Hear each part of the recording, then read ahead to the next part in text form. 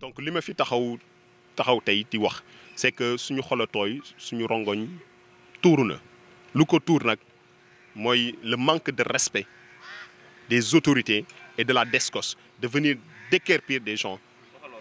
waaw di ñu ñëw déguerpir fu ñuy liggéey fii nga xam ne ñoo fi nekk 349 nit ñoo fi yëngu ay jigéen ak ay góor di dugal chiffre d'affaires bu 70 millions ci état Sénégal par mois 840 millions l'année muy presque 1 milliard donc ñooñu tey boo leen ñëwee fekk fu ñuy liggéey nga am ay projet d'assainissement ñun ñëpp ñooy état da ngay woote ñu toog ñu réunion ñun lépp lu ñuy liggéey dañ ko tënk ci ministère de l'élevage suñuy rapport suñuy recensement suñuy effectif yëpp mi ngi niveau au service des départements de l'élevage donc je pense que tey bu ñu woowoo respecté ñu bu dee dañ ñu respecté le préfet daf ñuy recevoir en audience woo les services de la DSCOS woo comment les services départementaux de l'élevage ñu waxtaan ci li nga xam woo waa APIX parce que dégg naa waa APIX ñëw nañ fi tam di xoqatal nit yi ñun kenn mënuñu xoqatal waa APIX bu ñu fi ñëwee ils savent bien que balaa ngay def liggéey y a un plan de masse booy présenté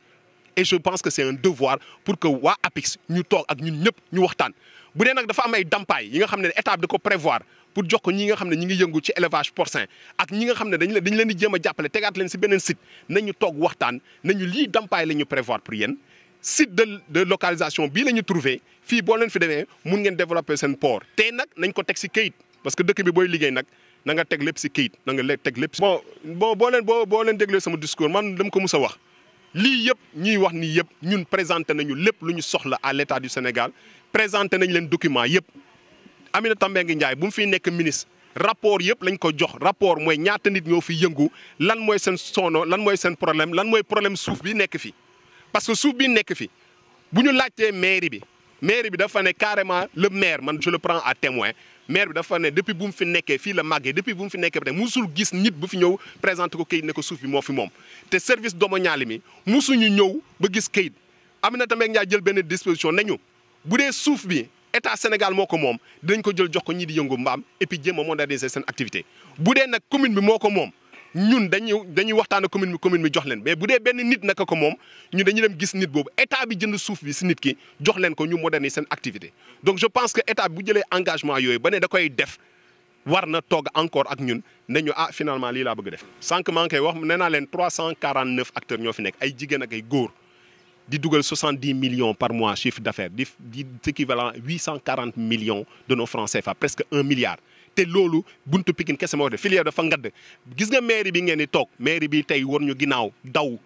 moment yi nga xam ne dañ ko soxla chaque fin du mois dafay jël si chaque acteur bu fi nekk 2000 francs de taxe communale pendant plus de 20 ans mu ngi koy jël. te fii mooy daralu mbaam xuux mooy maanaam fora mbaam xuux nu fora nag amee fii mooy fora mbaam xuux donc mbaam yi fi nekk bu leen dara nax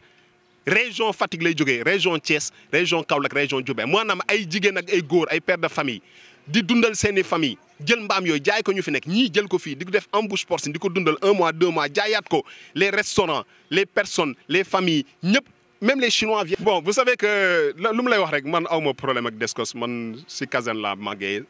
xam naa gendarmerie xam naa loi DSCOS liggéeyam lay def mais nag ñun kenn duñu tiital kenn duñu fittal kenn duñu xoqatal duñu ay tapet boo ko tegee si yoon ñëw fii wax ak ñun si teg ak teggin nañu respecté lépp si teg ak teggin boo lu ñu jéemee xoqatal duñu daw ginnaaw duñu reculer fii la ñu ñëw toog di leen xaar nag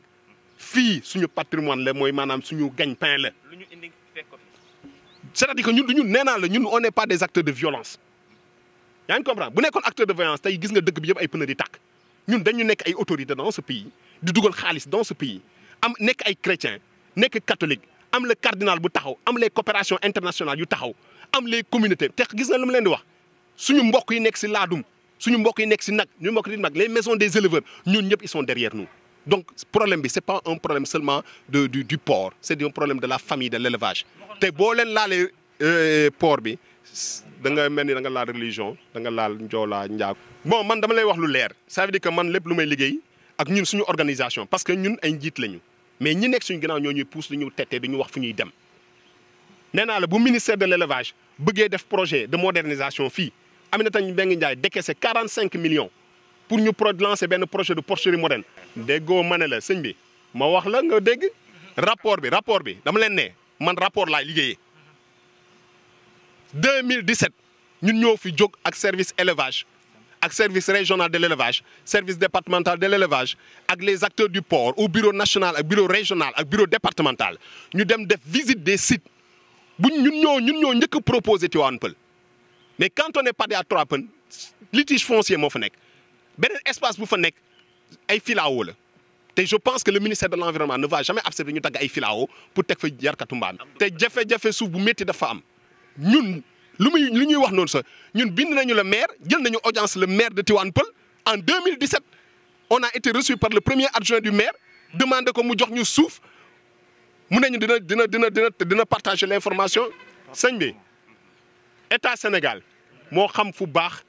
état Sénégal lay waxal monsieur le président de la République état Sénégal moo xam suuf bu baax suuf bu bon suuf bu am litige foncier man yarkatu mbaam yi laa fi représentel éleveur de porc yi laa fi représenté acteur de développement yi laa fi représenté foncier du sama liggéey mais suñ ma yóbbee si benn foncier damay def sama enquête service yu fa nekk ma dem liggéey ak ñoom mooy maire yi te gis naa ne foofu baaxul donc bu dee indi nañu këyit dama leen di wax bu baax ngeen déglu bu dee l'état du Sénégal indi na benn këyit nañu octroyé nañ leen tant d'hectares à Tivaouane Peulh këyit baa ngi ni yaa leen ko moom non suba ñu takk suñuy lenge daw dem développer fa te en moment dañuy poser waaw loolu lañ ñuy wax da xam nga nag ni ñuy wax rek xam nga gars yi man dama ko mus a wax c'est que nit bu toogee ne la waaw da ngay xaar ba guddi lam say bagage toxu maanaam da nga am looy nëbb te ñun dañu leer ñun dañuy nekk ay développement je pense que autorité sax du doxee noonu autorité bu buggee lu leer kookal la ku leen ko déggoo ma ne la dégg non xaaral c'est que da ngeen di wax ngeen déglu da ngeen may déglu man dama ne lu leer laay wax lépp lu may def dama koy tënku si kayit commandant d'Escos bu fi ñëw muy commandant Mendy rapport boobu bu fi ñëwee mi ngi si loxo préfet rapport boobu le bureau collectif des acteurs yu fi nekk le bureau régional ak le bureau national ñoo def rapport compte rendu lépp lu mu fi wax bind nañ ko si bataaxal toxal bi yëpp bind nañ ko jox nañ ko préfet parce que ñun si yoon la ñuy liggéey ñëw na fi wax ne ay kaddu déglu nañ ko def nañ suñu rapport bind nañ ko teg nañ ci ay proposition wax nañ ci teg nañ ci ay documents ba pare leeral ko bind lettre audience préfet xanaa ku bëggul liggéey si yoon mooy def loolu donc monsieur le préfet lettre mi ngi sa bureau ça a été déchargé jour bi ngeen envoyé Descos donc man la ma lay ñaan monsieur le préfet yow yaay représenté état bi si domaine territoire départemental s'il vous plaît vous n'avez pas amu leen affaire ak ay sàcckat ni ay ay acteurs de développement nag et je pense que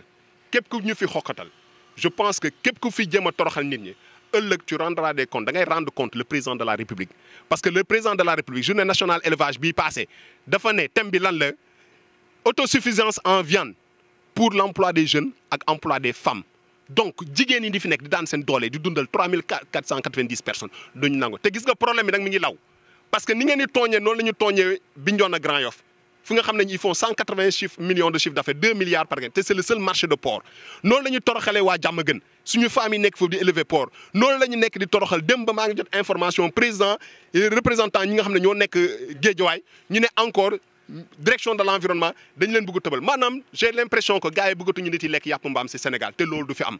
yàpp boobu moo gën a saf ci Sénégal maa ko wax daf fiy am dañ koy yar fii dañ koy jaay parce que c'est la famille de l'élevage maa ngi leen di gërëm